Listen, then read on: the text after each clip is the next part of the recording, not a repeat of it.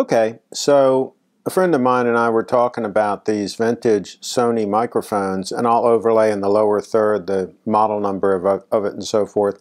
I think these probably date from the 60s or 70s, and they've been sitting in the kit for a long time. I don't really use them anymore. They've got a long cord, probably 20 or 25 foot long cord, and they require a battery because they're a condenser microphone.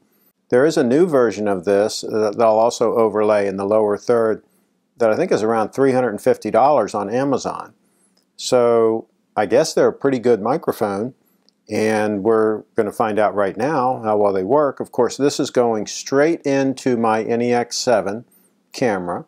So what I've done is I'm using the same adapter cable that I use for my SM57 mic, for example, that is not a condenser mic, so it doesn't require power, but this one is a condenser mic, so it does require power.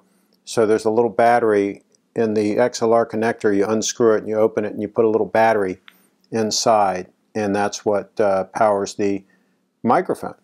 We're going to see what this sounds like, and in a fixed situation where you want to make sure you have the person wired up as opposed to using wireless, so you don't have to worry about interference or whatever, this is a possible solution.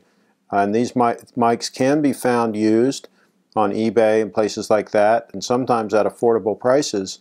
So you might be able to get a relatively high quality microphone to use for various purposes.